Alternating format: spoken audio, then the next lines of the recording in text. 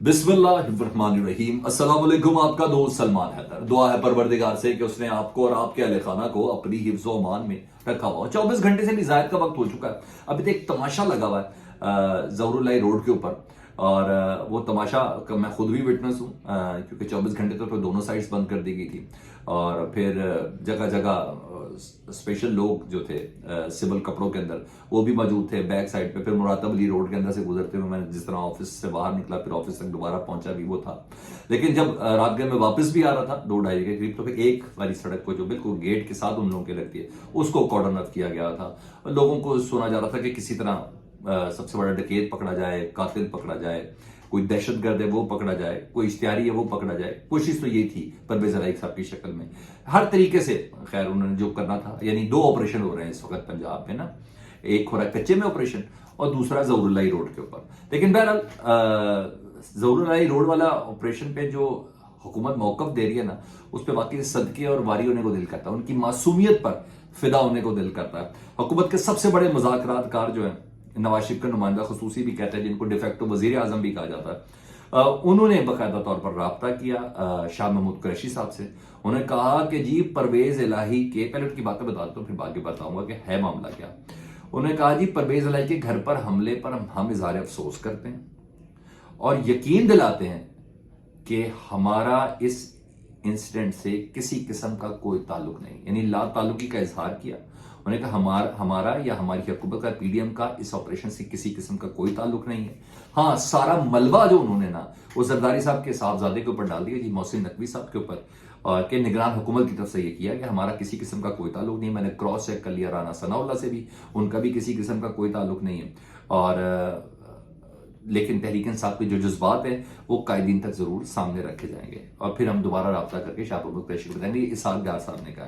अच्छा, आप कहते तो मैं यकीन कर लेता हूँ, ठीक है, मगर क्या ये यकीन करने वाली बात नहीं। मोहसिन नकवी उम्रे पर है जी, आईजी पंजाब उम्रे पर है जी इस वक्त, और जिन साहब ने बताना इस सिचुएशन से मुतालिक, वो हर कीड़ी भी मरती है ना तो वो यूं करके बताते हैं जी। आमिर मीर साहब के भाई जो है ना, आमिर मीर साहब वजीर इत्तलात, इस बारी वो भी गायब हैं, वो भी कुछ नहीं बता रहे कि भाई उन्होंने 600 बंदा भेजा परवेज इलाही के घर, उन्होंने आईबी एक्टिव की हुई है, उन्होंने जगह जगह जैमर्स लगाए हुए हैं, उन्होंने परवेज इलाही के घर की बैग बड़ी सड़क मुरातब अली रोड पर सिविल कपड़ों के अंदर लोग तैनात किए हैं।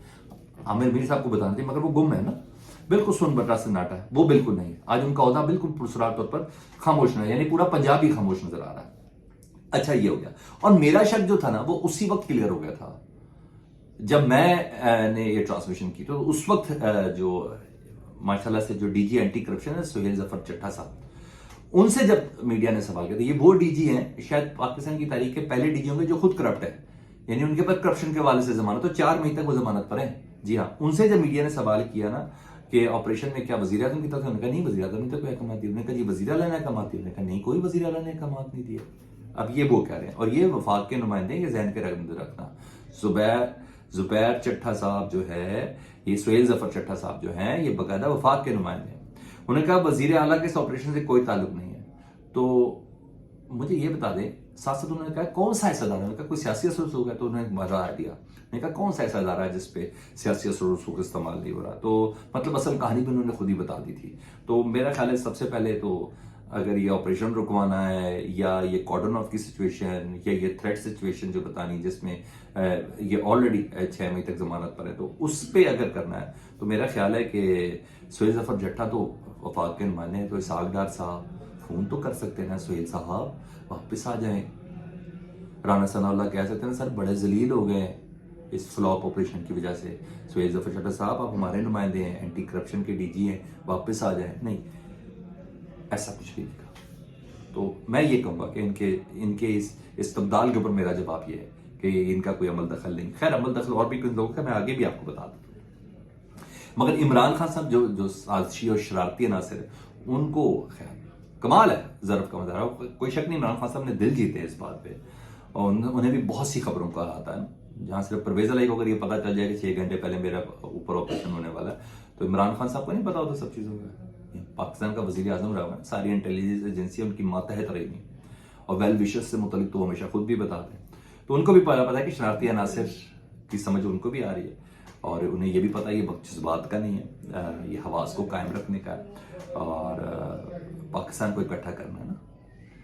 اور عمران خان نے پارٹی رہنماؤں سے مشاورت کی، رات کو مشاورت کرنے کے بعد مذاکرات جاری رکھنے کا انہوں نے دیا دیا، میں نے کہا مذاکرات جاری رکھیں گے ذرا کھل کے نہ۔ اور ہاں یہ بھی اجلاس میں ایک بندہ بھی ایسا نہیں تھا جس نے مخالفت کی، وہ سب نے کہا کہ پاکستان کے وسیع تر مفاد میں جذباتی نہیں ہونا، پرویز علیہ کے ساتھ اظہار یکجہتی ضرور ہے اور اس کا جواب ہم 1 مئی کو بھی دیں گے، لیکن کسی نے مخالفت نہیں کی۔ تو عمران سب نے کہا نا بھائی جہاں اتنا انتظار کیا تو سپریم کورٹ کے کہنے پہ 2 دن اور سے انتظار کر لو، 2 دن رہ گئے نا، آج اتوار ہے، پیر منگل تک فائنل راؤنڈ ہے تو وہ کھیل لیتے ہیں، پتہ چل جائے گا، سارے راز کھل جائیں گے، کون کتنا سنجیدہ ہے، کون کتنا شرارتی ہے، کون سا شرارتی ناکام ہوا وہ بھی سب پتہ چل جائے گا۔ ایسے تھوڑی آپ چے بنا سکتے ہیں پاکستان کی عوام کو۔